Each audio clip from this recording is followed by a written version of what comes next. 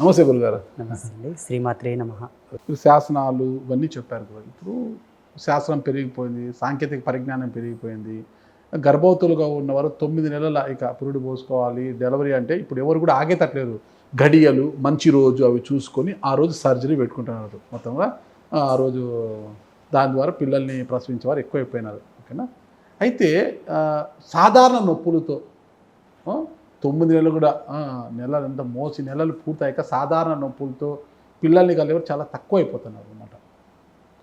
అయితే ఆ కర్మగాలి వాళ్ళు వచ్చి అది సాధారణ నొప్పులతోనే సాధారణ బిడ్డకు జన్మనిస్తే కదా అది అమావాస్య అయింది అనుకోండి, ఇక చచ్చినట్టే. అమావాస్య రోజు పుట్టింది, అమావాస్య రోజు పుట్టాడు, ఏమి జరిగినా కూడా అమావాస్య రోజు పుట్టాడు, అమావాస్య రోజు పుట్టింది, ఇదే మాకి కర్మ అంటుంటారంట. అది నిజంగా అమావాస్య రోజు పిల్లలు పుడితే అంత చెడ్డ గురుగారు? ఈశ్వరుని యొక్క ప్రేరణతో ఈశ్వరుడు గర్భకోశమునందు ప్రేరణ కలిగించగా యోనిరంధ్రములు తెరుచుకొని పుట్టిన బిడ్డకు ప్రమాణం, ముహూర్తం, కాలము, సమయం ఆపాదం అవుతాయి. ఆరో లెవెల్స్ కూడా అలా డెవలప్ అయ్యి వస్తాయి. కాబట్టి తల్లి తన యొక్క త్రికరణ శుద్ధితో త్రికరణ శక్తితోటి తీయాలి బిడ్డని. అలా పుట్టిన బిడ్డనే బిడ్డ. ఇప్పుడు కోసి తీసుకునే వాళ్ళంతా కూడా అయోనిజలు. అయోనిజలు వాళ్ళందరూ. పూర్వం అయోనిజలు ఎవరంటే అగ్నిలో నుంచి వచ్చేవాళ్ళు, హోమగుండంలో లేదా పువ్వులో వచ్చేవారు, కాయల్లో వచ్చేవాళ్ళు అని మేము చదువుకుంటుంటాం శాస్త్రంలో. ఇప్పుడు అందరూ మీ నుంచే వస్తున్నారు, యోని నుండి ఎవరు రావట్లా. కలియుగం అంతా అయోనిజలు ఎక్కువ ఉన్నారు ఇప్పుడు. కరెక్ట్. ఆ విషయానికి వస్తే అసలైన జీవధర్మ సిద్ధాంతం ప్రకారంగా, కాల గణన సూత్ర సిద్ధాంతం ప్రకారంగా యోని నుండి వచ్చిన మనుజుడు పూర్ణ మనుజుడు అని నేను అంటాను. ఎందుకంటే పిండం వచ్చేటప్పుడు యోని నుంచి స్రవింపబడేటటువంటి నీరు, రక్తం, మురికంతా కూడా ఆ మహిళకు ఎంతో ఉపయుక్తమై ఉన్నది. డాక్టర్లు కోస్తారు, తీస్తారు, కొంత రక్తం పత్తితో నదువుతారు, ఇంక అట్లే పెడతారు, కుడతలు పెడతారు, వస్తారు, కుట్లు పెడతారు, అయిపోయి ఆమెకి ఎఫెక్ట్. కష్టమైన పర్వాలేదు, నొప్పులు వచ్చినప్పుడే సహజ శక్తిని వినియోగించు. ఇక్కడ ఏం లేదండి, ఆడవాళ్ళు కొంత ఈ సినిమాలు చూడడం కానుండి చెడిపోయినరు. కరెక్ట్. ఎట్లా, ఇప్పుడు గోవు ఉంది, కుక్క ఉంది. కుక్క ఒక కాన్పుల 9 పిల్లల్ని కంటది, పంది ఒక కాన్పుల 20 పిల్లల్ని కంటది. దానికి తెలియదు ఇది నొప్పి అని. వీళ్ళు ఏదో ఊహించుకుంటారు, ఒక్కరిని కూడా తీయనికే బాధపడతారు. అంటే ఇప్పుడు మానవుని యొక్క విజ్ఞానం పెరిగింది, మానవుని యొక్క విజ్ఞానం పెరిగిందని మనం అంటాం కదా. పెరిగింది, నేను ఒప్పుకుంటా. కుక్క ప్రసవిస్తున్నంత ఈజీగా కూడా మానవుడు ప్రసవించలేక కృత్రిమంగా మారుతున్నాడంటే విజ్ఞానం ఎక్కడ డెవలప్ అయింది? పోనీ ఇది ఇలా ప్రసవిస్తే నొప్పికి భరించలేక వాళ్ళు ఇలా కోసుకుంటున్నారు గురూజీ, మనం మొగోళ్ళం, మనం మాట్లాడకూడదు అనుకుంటే దానివల్ల నీకే నష్టం, పుట్టే బిడ్డకు కూడా ఇబ్బందే. పూర్ణమైనటువంటి వికాస తరంగిణితో రాడాడు, నేను రాసిస్తా, నొప్పైనా పర్వాలేదు భరించు, బిడ్డను సుఖప్రసవం చేసుకోవడానికి ప్రయత్నించాలి. ఒకవేళ శారీరక శక్తి సరిపోలేదంటే ఓకే, డాక్టరు చెప్తాడమ్మా వద్దు, అది సెకండరీ. అసలు వీళ్ళు ఏం ట్రై చేయరు, వీళ్ళకు సైకాలజీ ఉంది. సినిమాలు చూస్తారు కదా, వాళ్ళు అరిసే అరుపులు చూస్తారు కదా, ముందుకే వాళ్ళ యొక్క మానసిక శారీరక శక్తిని కోల్పోతారు, వీళ్ళు డౌన్ఫాల్ అయిపోతారు. దయచేసి తల్లులకు అందరికి ఒక విజ్ఞప్తి, మీ శక్తిని వాడండి, నీ బిడ్డకు ఉపయోగపడతావు, అది నీ ఊపిరితో వానికి పునర్జన్మనిస్తావు. అందరికి ఒక విజ్ఞప్తి, ఒక రిక్వెస్ట్. ఇంకా దీంట్లో వాళ్ళ యొక్క వైఫల్యాలు కూడా ఉన్నాయి. ఈ ఆధునికమైనటువంటి పనులకు అలవాటు పడి కూర్చొని బట్టలు ఉతుకురి, గర్భవతులు కూర్చొని బట్టలు ఉతుకురి, కూర్చొని ఏదైనా దంచుర్రి, శాటతోన జరుగుర్రి, కూర్చొని అంట్లు తోముర్రి, కూర్చొని ఎక్కువ పనులు చేయరి, కూర్చొని లేవురి, యోని కండరాలన్నీ కూడా స్మూత్గా మారుతాయి. అప్పుడు నీకు పెయిన్ రాదు. మా అవ్వ చెప్తుండే మోటుగా, తిరగలి తిప్పిన ఆడిది 100 మందిని కనొచ్చా అంటుండే. తిరగలి 100 మందిని కనొచ్చా అంటుండే. ఇప్పుడు మా అవ్వకి ఏం తెలుసు పాపం, జోగు కనకమ్మ మా అవ్వ పేరు. మా అమ్మ 7 మందిని కనదు మమ్మల్ని. అంటే మా అమ్మకు పెయిన్ వచ్చలేదా? ఒకసారి ఆలోచన చేయండి. జగతిలో అందరి స్త్రీలకు సమానమైన శక్తి ఉంటుంది. స్త్రీ అబల కాదు, అతి బల. నిజం, వాళ్ళకు ఉండేటటువంటి ఎనర్జీ లెవెల్స్తో మనకు 50% ఉంటాయి. ఇది అక్షర సత్యం. స్త్రీ గురించి చాలా గొప్పగా చెప్పారు కాదు. అంటే ఆ స్త్రీ గురించి ఇంకొక విషయం, స్త్రీ అంటే ఒక మహిళలకు నెలసరి రావడం అనేది నా దృష్టిలో ఒక సైన్స్. అది ఎగ్జాక్ట్లీ నేను కూడా సైన్స్ మాత్రమే. నేను కూడా నెలసరి అనేది ఒక సైన్స్ వారికి. మరి ఆ నెలసరి సమయంలో 5 రోజుల పాటు వాళ్ళు దేనికి పనికిరారన్నట్టు ఉంటారన్నమాట. నువ్వు బ్యాక్టీరియల్ ఎఫెక్టివిటీ అదంతా. ఓకే. అంటే అలా స్రవింపబడ్డటువంటి ఆ నెత్తుటి చుక్కను ల్యాబ్లో టెస్ట్ చేయండి, డాక్టర్ బ్రెయిన్ ఫ్యూజులు ఎగిరిపోతాయి. ఆనాటి కాలంలో పతంజలి లాంటి ఋషులు కేవలం ఆమెను చూసే చెప్పారు ఆరా లెవెల్స్ని. బహిష్ట అయిన ఒక స్త్రీ యొక్క చుట్టూ 5 రోజుల వరకు ఒక నెగిటివిటీ ఆరా అనేది స్ప్రెడ్ అవుతుంది. కరెక్ట్ 6వ రోజు మళ్ళీ అంతా పాజిటివిటీ కిందకి వస్తుంది. మరి అలా చూసి సరే, మిగతా విషయాలు పక్కన పెడితే పూజా కార్యక్రమాలు కూడా పాల్గొకూడదు అంటారు. దానికి సంబంధం ఏంటంటారు? అంటే ఉచ్చరించేటటువంటి మంత్రాల చేత అక్కడ ప్రొడ్యూస్ చేసే మెటీరియల్స్ తోట, తంతులతోటి, కైంకర్యాలతోటి ఒక అద్భుతమైనటువంటి అతీంద్రియ శక్తి ఉత్పన్నమవుతుంది. ఈ మీరు బాడీలో నుంచి విడుదలయ్యేటటువంటి ఈ ఎఫెక్టివిటీ నుంచి దీనికి రియాక్షన్ ఏర్పడుతుంది, రియాక్షన్ వస్తుంది. అందుకే ఈ 5 రోజులు నువ్వు దగ్గర పోవద్దు. అది ఎంతసేపడుకున్నా విరోధ భావంతో ప్రతిఫలాలు ఇస్తుంది, సరియగు ఫలాలు రావు, వికటిస్తాయి. కాబట్టి నువ్వు దూరంగా ఉండని చెప్పారు. ఇది మర్యాద. ఇది కాస్త వివక్ష కూడా అయింది మీరు అన్నట్టుగా. మరీ కుచించి, మరీ హింసించి, మరీ ఓవర్గా వాళ్ళని అవాయిడ్ చేసేటటువంటి పద్ధతులు కూడా వచ్చాయి. లక్ష్మీ కటాక్షం కలగాలి అంటే దీపారాధన, పూజా కార్యక్రమాలు ఎలా చేయాలంటారు? ఇవన్నీ నేచర్ రిఫ్లెక్షన్ సిస్టమ్స్. ఇవన్నీ కూడా నేచర్ రెస్పాండింగ్కి సంబంధించిన, పర్యావరణ సిద్ధాంతానికి సంబంధించింది భౌతిక పూజలన్నీ కూడా. పర్యావరణాన్ని మనకు ప్రతికూల సానుకూల పరిస్థితుల నుంచి కాపాడడానికి ఏర్పాటు చేసినటువంటి ఇదంతా కూడా. లక్ష్మీ అనుగ్రహం కలగాలంటే 2 విషయాలు ఉన్నాయి శాస్త్రంలో. ఒకటి పాతివ్రత్యం, రెండవది సాధ్యమైనంత వరకు సదాచార సంపన్నం. సదాచారంగా నడుచువాడికి లక్ష్మి తన వెంట నడుస్తుంది. రెండవది పాతివ్రత్యం. ఈ రెండిటి వల్లనే లక్ష్మి వాళ్ళంటి వస్తుంది. వీళ్ళు లక్ష్మితోనికి పోవాల్సినటువంటి అవసరం లేదు. అంగములారింటితో వేదాధ్యయనము చేసిన, అష్టసిద్ధులను సాధించిన నిన్ను నేను వరించనని స్వర్గలక్ష్మి సాక్ష్యం చెప్పింది. నారదుడు అడిగితే మరి ఎవరిని వరిస్తావు? పతివ్రతలను, సదాచార పరాయణులను నేను అనుసరిస్తాను. దీక్షల ద్వారా, దాని ద్వారా వస్తే కర్మ తొలగిపోవచ్చు, పాపాలు పోవచ్చు, శాపాలు పోవచ్చు, నీకు పునర్జన్మకు అవి ఉత్తమమైనటువంటి మార్గంగా మారవచ్చు. కానీ లక్ష్మి రావాలంటే సదాచారము శ్రేష్టము, పాతివ్రత్యం పరమధర్మం. ఎందుకంటే కమలవాసిని నారాయణ హృదయాస్త్రితే కమలస్థితే మహాలక్ష్మి అన్నారు. అంటే మలం, మలం అంటే మురికి, మలం అంటే మురికి లేకుండా, దేని యందు నీవు మలినమై కాకుండా ఉండుటయే లక్ష్మికి ప్రీతిపాత్రమైనటువంటి దర్శనం. కాబట్టి మలం వాసిని. ఎవరి యందు కూర్చుంటావంటే ఏ విధముగా మాలిన్యం కానివన్నీ వాని యందు ఉంటాను అన్న సత్యం. మళ్ళీ ఇక్కడ ధనమనినా డబ్బు అనుకోవద్దు. డబ్బు వేరు, ధనం వేరు. ధనలక్ష్మి అంటే సంతానం, సేవకులు, వాహనాలు, ధాన్యము, చివరికి వచ్చేది డబ్బు. 5వ కేటగిరీ ధనలక్ష్మి, ధాన్యలక్ష్మి, సంతానలక్ష్మి, ధైర్యలక్ష్మి, యశోలక్ష్మి, కీర్తిలక్ష్మి, గృహలక్ష్మి. వీళ్ళందరూ లక్ష్ములే. అన్ని కలిపితేనే Lakshmi. Money is the one of the part. Money is one of part, అంటే ఒక శాఖ. గురుగారు, దేవుడు అన్నది ఒక నమ్మకం, ఓకేనా? దేవుడు ఉన్నాడు అన్నది ఒక నమ్మకం. అది మన ఆచారం. నమ్ముతాం దేవుణ్ణి, ఇలా కొలవాలి, దేవుని ఇలా కొలవాలి. రాముడు ఇలా ఉంటాడు, కృష్ణుడు ఇలా ఉన్నాడు, వెంకటేశ్వర స్వామి ఇలా ఉంటారు, విష్ణుమూర్తి ఇలా ఉంటారు, సత్యనారాయణ స్వామి ఇలా ఉంటారు, లక్ష్మీ నరసింహస్వామి ఇలా ఉంటారు అనేది మనము వాళ్ళ విగ్రహాలను చూసి, చిత్రాలను చూసి, శివుడు అంటే లింగం, ఇట్లా దేవుడు ఒక నమ్మకం.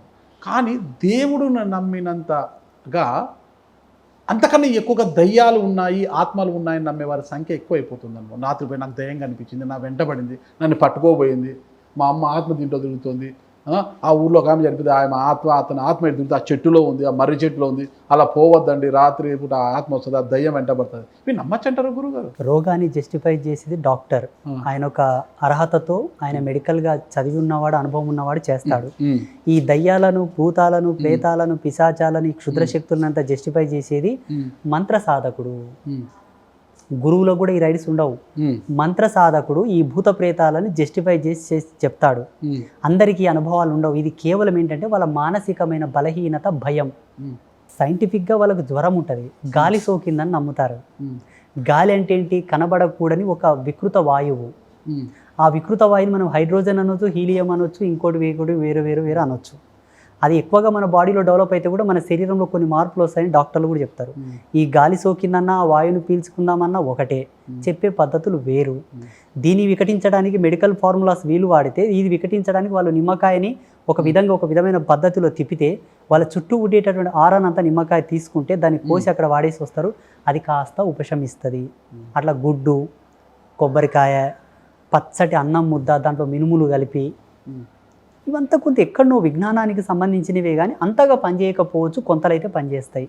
అది కూడా అమ్మయ్య తీసేశారు, నిమ్మకాయ తిప్పేశారు అని మెంటల్గా ఫ్రీ అవ్వడం వల్ల కొంత తగ్గుతుంది. అంతే కదా, ఇంటికి వచ్చినా కూడా అబ్బాయి కావచ్చు అమ్మాయి కావచ్చు బయట తిరిగి వచ్చేసి 10 మంది పోగిన అబ్బా దిష్టి తగిలింటుంది ఈ రోజు అనేసి దిష్టి అంతా ఇటు తిరిగి తూతని వేసేస్తుంటారు అనమాట. 100% దిష్టి తగులుతుంది. మరి దిష్టి తీస్తారు గురు, ఆ నిమ్మకాయలు, ఆ పసుపు నీళ్ళు, ఆ కుంకుమ నీళ్ళు, ఆ ఉప్పు అది తీసిపోయి రోడ్లో పడేస్తారు. ఎవరైనా దాటితే దిష్టి దాటినాడు వీడికి ఇది చేసింది అంటారు. అదేంటి గురుగారు? దిష్టి అలా తీసి పాడేసిన 15 నిమిషాల వరకు దాంట్లో పవర్ ఉంటుంది. 15 నిమిషాల తర్వాత డిస్ట్రాయిడ్ అవుతుంది. దిష్టి అనేది ఏంటి గురుగారు? దిష్టి అంటే ఇప్పుడు లైక్ ఒక కంప్యూటర్కి వైరస్ సాఫ్ట్వేర్కి వైరస్ వచ్చినట్లనే సిస్టమ్కి వైరస్ వస్తుంది అంటారు చూడండి. అవును, ఫోన్ హ్యాంగ్ అవుతుంది, కంప్యూటర్ హ్యాంగ్ అవుతుంది అంటారు కదా. అంటే దాన్ని ఒక సాఫ్ట్వేర్ ద్వారా దాన్ని తొలగిస్తారు. సాఫ్ట్వేర్ ద్వారా దాన్ని తొలగిస్తారు ఆ వైరస్. ఎగ్జాక్ట్లీ. ఓకేనా? ఇక్కడ నీకు ఏదైనా చేస్తే జబ్బు చేస్తే నీకు ఒక టాబ్లెట్ ఏదో ఒక ద్వారా పోతుంది. ఇవి ఏంటివి? ఇక్కడ మనకు ఉండేటివి శాస్త్రంలో చెప్పారు, శరీరానికి అస్వస్థత చేకూరినప్పుడు మణి మంత్ర ఔషధాల చేత నిర్మూలన చెయ్యండి అని మనకు యోగ సూత్రాల లోపల ఆయుర్వేదంలో ధన్వంతరి రాశాడు. దేవవైద్యుడు, అశ్విని దేవతలు, మణి మంత్ర ఔషధాలు అంటే మనులంటే క్రిస్టల్ థెరపీ. కొన్ని రకాలైన మనులు రత్నాల చేత సూర్యకిరణాలు వాళ్ళ మీద పడితే అవి రిఫ్లెక్ట్ అయ్యి మన ఆరా లెవెల్స్ని డెవలప్ చేస్తే శరీరంలో కొన్ని మార్పులు జరుగుతాయి, ఐశ్వర్య కళలు వృద్ధి చెందుతాయని. ఫస్ట్ మనులు వాడాలి వితౌట్ సైడ్ ఎఫెక్ట్ అయ్యి మనుల చేత. తర్వాత ఔషధులు అనగా వనమూలికలు, వనస్పతులు, తినే ఆహారము, తాగే జ్యూసులు, తినే పండ్లు ఫలాల చేత నీ బాడీని డెవలప్ చేసుకో. ఇవి రెండు పనిచేయకపోతే చివరిగా మంత్రప్రయోగం చెయ్యి. శబ్దార్థాలను ప్రేరేపించగా DNA కాలం అనేది కంపన స్థితికి వచ్చేస్తుంది. అది సత్యమైనటువంటి శరీర నిర్మాణ దశ. తల్లి గర్భమునందు అణువుగా ఉన్నప్పుడు నిన్ను ప్రేరేపించి అణువును విచ్ఛేదన చేసి పిండం చేసిన ప్రేరణ ఏది? ధ్వని. ఆ కంపనాన్ని క్రియేట్ చేసేది మంత్రం. అందుకే మంత్రప్రయోగం చెయ్యి. ఇప్పుడు ఈ దిష్టి పోవడంలో ఉండేటటువంటి మూలం ఏంటంటే, ఇప్పుడు చూడండి మన శరీరంలో కదలికలు ఉంటాయి, దానికి అనుగుణంగా గుణం పుడుతుంది, భావం ప్రేరేపితం అవుతుంది. ఇవన్నీ కదలికలకు మూలంగానే ఏదో ఒక దాన్ని కదిలిచ్చి బాడీ మీద రాపిడి చేసి తీసుకెళ్ళి పడేస్తే తప్పకుండా వెళ్ళిపోతుంది. ఇది నమ్మకం కాదు, అక్షరాల జరిగిన సత్యాన్నే ఆచరణలో పెట్టుకున్నారు. కొన్ని మూఢనమ్మకాలు కూడా మారిపోయినాయి. మరీ మూఢనమ్మకం. మొన్న ఒకడు వచ్చాడు, నీకు పెరాలసిస్ సిమ్టమ్స్ ఉన్నాయి, హాస్పిటల్కి వెళ్ళి మందులు తీసుకోరా అంటే నాకు చేతబడి చేసిన అంటాడు. గద్దించి పంపించాను నేను, హై వెళ్ళిపోయి ఇక్కడ నుంచి అని చెప్పాను. వాస్తుశాస్త్రాన్ని నమ్ముతారు గురుగారు? అక్షరాల నమ్మాలి. ఎందుకు నమ్మాలి? దానికి ఒక ప్రమాణం. మన శరీరమే ఒక వాస్తు పరంగా డిజైన్ చేసి ఇచ్చారు మనకు. It's a perfect designable vastu body. ఏది ఎక్కడ ఉండాలి, ఏది ఎలా ఉండాలి, ఏ పద్ధతిలో ఉండాలి, అసలు ఎవడు నిర్మాణం చేశాడు అన్నదానికి ఇప్పటికి సైన్స్ దగ్గర వివరాలు లేవు. ఒకవేళ ఉంటే కృత్రిమమైన శరీరాన్ని వాళ్ళు తయారు చేసి ఇస్తున్నారు, టెస్ట్ ట్యూబ్ బేబీ. కానీ అంత పరిపూర్ణంగా రావటం లేదు. మనల్ని తయారు చేస్తారు. 84 లక్షల జీవరాశులు మనం తయారు చేయలేదు. ఈ విధానాన్ని అనుసరించి ఇదంతా కూడా నేచర్ సైన్స్, పర్యావరణ సిద్ధాంతం, ప్రాకృతిక విజ్ఞాన దర్శిని.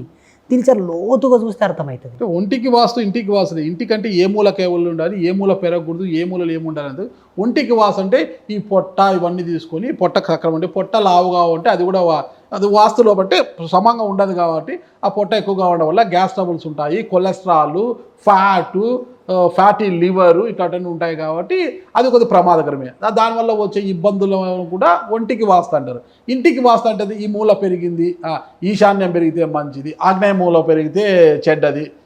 ఒకరి ఇటు చెప్తారంట, ఆగ్నేయంలో నీటితోటి ఉండకూడదు, ఈశాన్యంలో నీళ్లు పళ్ళ మెరుగు కావచ్చు, ఈశాన్యంలోనే నీళ్లు ఉండాలి. ఇవన్నీ దండిగా చెప్తుంటారు వీటిని. అయితే ఓకే, ఇంటికి వాస్తు ఒంటికి వాస్తు అనేది కాస్త నమ్ముదాం మనం. కానీ ఆలయాలకు దేవుళ్ళకు వాస్తు ఏంటి? ఆలయాలకు కూడా వాస్తు వర్తిస్తుందంటారా?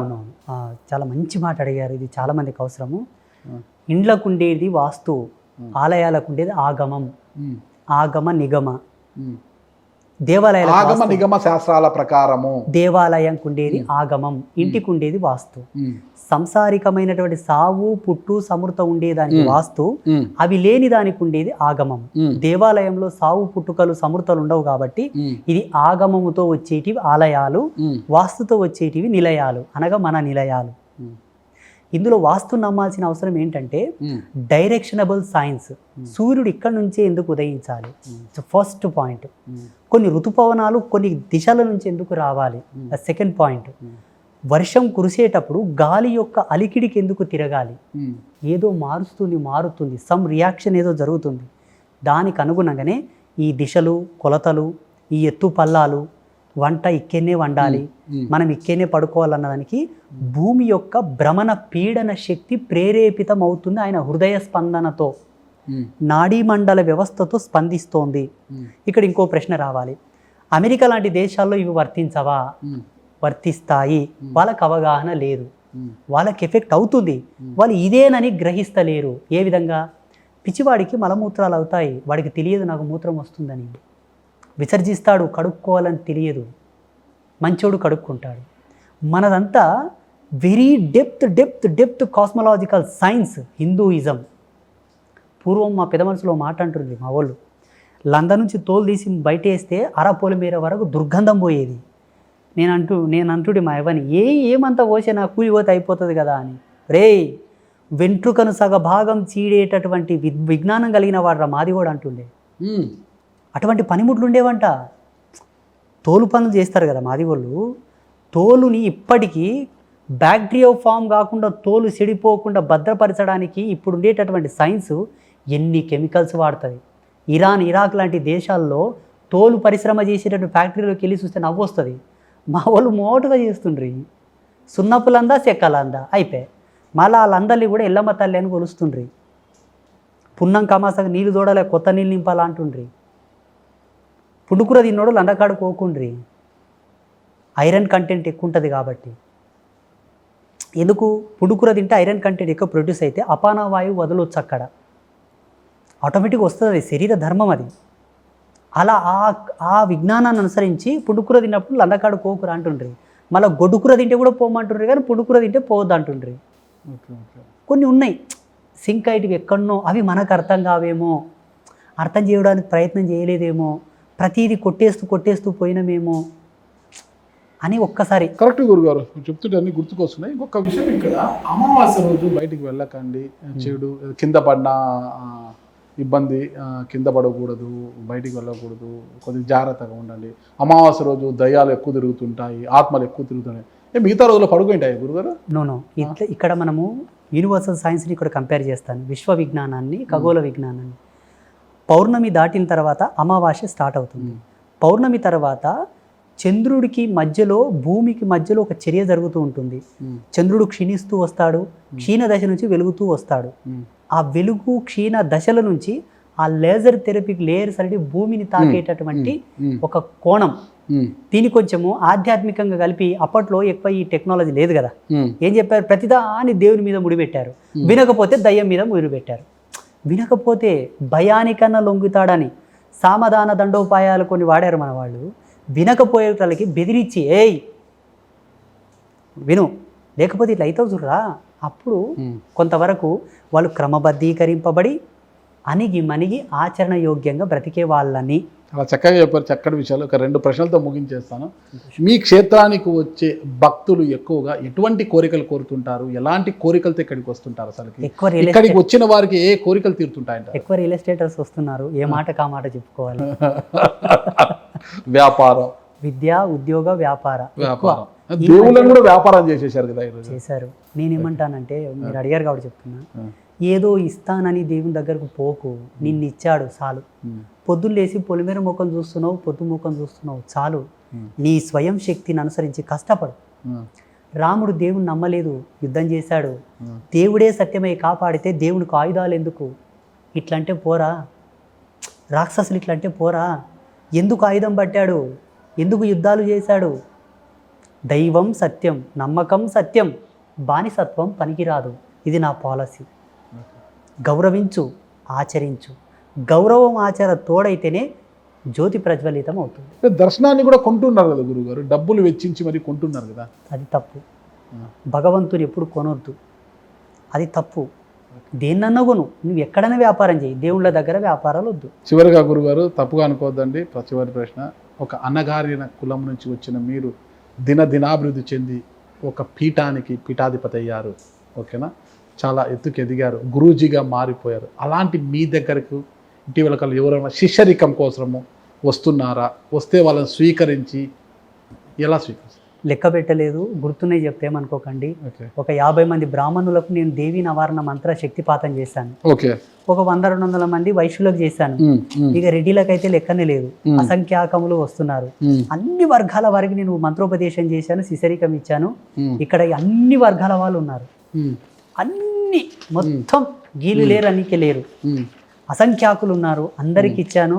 అది నా యొక్క అదృష్టము. ఏ జన్మలో పుణ్యం చేసుకున్నాను.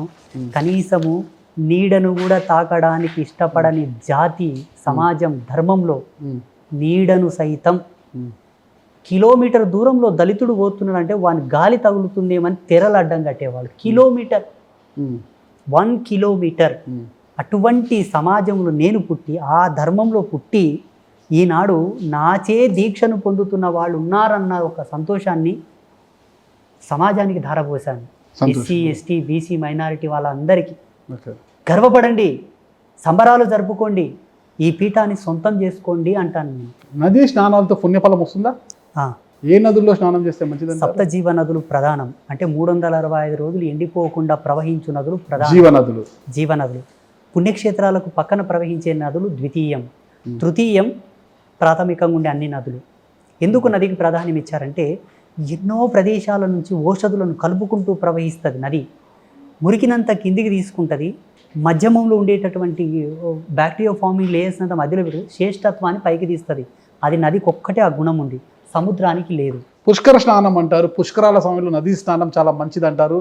మరీ ఎక్కువ పొలోమంటూ వెళ్ళిపోయి ఆ పుష్కరాల్లో స్నానాలు చేయడానికి మరి లక్షల మంది వెళ్తుంటారు, చాలా ఇబ్బంది పడుతుంటారు కదా. ఎందుకు ఆ రోజే ఆ పుష్కరాల్లో స్నానం చేస్తేనే మంచిదంటారా? ప్రభుత్వం కొన్ని రాయితీలు ఇస్తే తొందరగా ఎట్లా అప్లై చేసుకుంటారు ప్రజలందరూ. ఈ స్కీమ్లు ఇచ్చారని ప్రభుత్వం ఏదైనా ప్రచారం చేస్తే అట్లా యూనివర్సల్ కొన్ని రాయితీలు ఇస్తుంది కొన్ని నదులకు. ఆ పుణ్యాన్ని తీసుకోమని శాస్త్రం చెబుతూ ఇంకొక మాట ఏం చెప్తుందంటే, పోలేని వాళ్ళు, ఆర్థిక స్తోమత లేని వాళ్ళు, వృద్ధులై ఉన్నవాళ్ళు, అనారోగ్యంతో ఉన్నవాళ్ళు, మరీ పీడితులై ఉన్నవాళ్ళు సమీప నదులకు వెళ్ళి కూడా స్నానం చేయొచ్చు. కేవలం దర్భపోసలు పట్టుకొని మునుగండి, అక్కెన్నే పోయి మునుగొద్దు అలా నేను చెప్పి మొన్న కుంభమేళలో కొన్ని వేల మందిని ఎన్నో నదుల్లో స్నానం చేయించాను నేను. మీరు వెళ్ళారా కుంభమేళకు? వెళ్ళొచ్చాను. ముక్కు మూసుకొని ఎందుకు మునగాలంటారు 3 సార్లు గురుగారు? ముక్కు మూసుకోవడం అనేది కేవలం సైన్స్. అది సన్యాసి ముక్కు ముయ్యాడు. అదే ముక్కు మూసుకొని మునుగురా అంటారు. సన్యాసులు ముక్కు ముయ్యారు. హఠయోగులు, ఋషులు, యోగులు, సిద్ధులు, తాపసులు ముక్కు మూసుకొని మునగరాదు. ఇక వేరే వాళ్ళకంటే కేవలం ముక్కులోకి నీళ్ళు పోయి శ్వాస ఆడకుండా హార్ట్ అటాక్ లాంటి సమస్య ఉన్నవాళ్ళు ఇబ్బందులు అవుతాయని. నదికి పీడనం ఉంటుంది, నదికి అంతర్గత పీడనం ఉంటుంది కదా, శరీరం ఒత్తిడి అయిపోతుంటుంది. అందుకే ముక్కు మూసుకొని జల్లిలేవు, ఇబ్బందులు అవుతాయని. ఒక పీఠాధిపతులుగా ఉన్న మీరు ఈరోజు ఒక గురూజీగా ఉన్న మీరు లోక కళ్యాణం కోసం ఏం చేస్తున్నారు, ఏం చేయబోతున్నారు? కరోనా వచ్చినప్పుడు అమ్మవారిని 7 రోజులు నేను నిరాహారంగా ప్రశ్న అడిగాను. లోకం అంత ఇట్లా అల్లాడిపోతుంది కదా, నేను చచ్చిపోయినా బాగుండేది, నా కళ్ళెదురు ఇట్లా అవుతుంది కదా. ఆనాడు ఎందరో ఋషులు, గౌతముడు ఏడ్చాడు కరువు వచ్చినప్పుడు. నేను ఒక ఋషి సాంప్రదాయంలో ఉన్నా, నేనేమన్నా చేసేది ఉంటే చెప్పు. ఉడతా భక్తిగా నేనేదో పెద్ద ఇది చేయను, ఉడతా భక్తిగా ఏదైనా ఒక యజ్ఞం చేస్తున్నా, ఏదైనా మంత్రం దర్శనమి, ఇంతవరకు చేసిన మంత్రాలు కొత్త మంత్రాలు చేస్తా. అమ్మవారు ఒక చిన్న వాక్కు ఒక చెవిలో శబ్దం పడింది, విశ్వమాత కళ్యాణం చేయి విశ్వ కళ్యాణం అయిపోతుంది. అలా కన్యగా ఉన్న ఒక గోవును, సమకాలికమైన కోడెను తీసుకొని గోమాత కళ్యాణాన్ని ఈ ప్రపంచానికి ఇవ్వగలిగాను. అది గర్వించదగ్గ విషయం నా వరకు. అద్భుతంగా. ఇక ఈ ముగ్గురమ్మల ప్రతిష్ట వాస్తవంగా భారతదేశంలో ఎక్కడ లేదు. ఉలిదెబ్బ తగలని విగ్రహం ఇక్కడ ఉంది, ఒక్కసారి ఆలోచించండి. ఆ చెక్కేటటువంటి శిల్పి మూత్రం చేసి చెక్కొచ్చు, గుట్కా పాన్ తిని ఉమ్మిచ్చి చెక్కొచ్చు, వాడు చెక్కంగా వాళ్ళ కులగోత్రంలో ఎవరైనా చనిపోయిన తర్వాత చెక్కొచ్చు, వాళ్ళ భార్య బహిష్టుగా ఉన్నప్పుడు అన్నం వండి పెడితే తినొచ్చి చెక్కొచ్చు. రకరకాల వైఫల్యాలు ఉంటాయి శిల చెక్కడంలో. మరి అమ్మవారిని ఎలా ప్రతిష్ఠించారంటే మొత్తం మట్టి. ఓకే, మొత్తం మట్టి. ఇప్పుడు దేవి నవరాత్రుల్లో 9 రోజులు మన అంబాత్రయ్య పీఠం ఛానల్ లైవ్. ఇప్పుడు దేవి నవరాత్రులు 9 రోజులు దేవి అష్టోత్తర శతనామ కలశాభిషేకాలు చేస్తారు 108 కలశాలతో. ఏం భిన్నం కాదు, ఏం కాదు. కొన్ని పాషాణాలు పులిమాము, అంటే కొన్ని పాషాణాలు బంధనాలు వేసాము, అందుకే మొత్తం మట్టి. ఏం కాదు. ఇదంతా జగన్మాత నాకు ఇచ్చిన అదృష్టం, నా పెద్దలు చేసిన పుణ్యం. మా తాతోళ్ళు మా తల్లిదండ్రులు చాలా మంచోళ్ళు, ఎవ్వరికి అన్యాయం చేసిలేరు, ఎవరిని హింసించలేరు. లేకుంటే 3 రోజులు ఏడిసిండ్రు మా వాళ్ళు కానీ ఒక్కరి జోలికి పోయలేరు. గురుజీ గారు ఒక విషయం చెప్పండి. ఇటీవల ఒక వీడియో వైరల్ అవుతుంది. ఇప్పుడు మీకు పేరు ప్రఖ్యాతలు వచ్చేసి ఆదిత్య పరాశ్రీ గారు అంటే ఒక గురూజీగా, ఒక పీఠాధిపతిగా పేరు వచ్చేసింది. ఇక త్వరలో రాజకీయాలకు రాబోతున్నారు ఆదిత్య పరాశ్రీ అనేది అందరూ కొంత ప్రచారం, ఒక వీడియో వైరల్ అవుతుంది. దీంతో కొంతమంది రాజకీయ నాయకులు కూడా ఒక కంగారు మొదలైంది. ఏంటైనా గురువు గారు రాజకీయాలకు వస్తారంట, మళ్ళీ యూపీ సీఎం యోగి ఆదిత్యనాథ్ తరహాలో ఈయన కూడా ఏమన్నా కాబోతాడా ఏంటో కంగారు మొదలైంది. నిజంగా రాజకీయాలకు రాబోతున్నారు గురుగారు? నాకు ఆ రాజకీయాలు వద్దు, నాకు ఆ రాజకీయాల సోపతే వద్దు.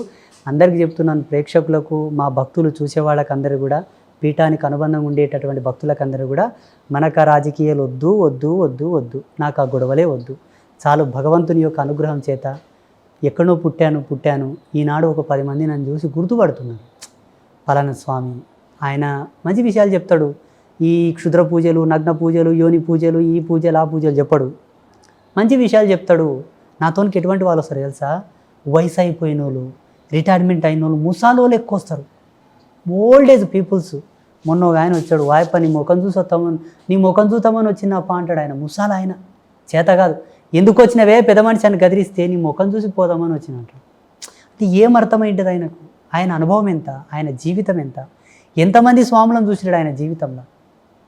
పుట్టపర్తి సాయిబాబా లాంటి యోగులను ఎంతమందిని చూసిండొచ్చు. ఆయన నీ ముఖం చూసి వస్తానంటే నా లోపల ఏం నచ్చింటుంది ఆయన? నేను సెల్ఫ్ ప్రమోషన్ ఏం చేయలేదు, ఉన్న సత్యం నా బుద్ధిలో వచ్చింది, నేను చెప్పాను.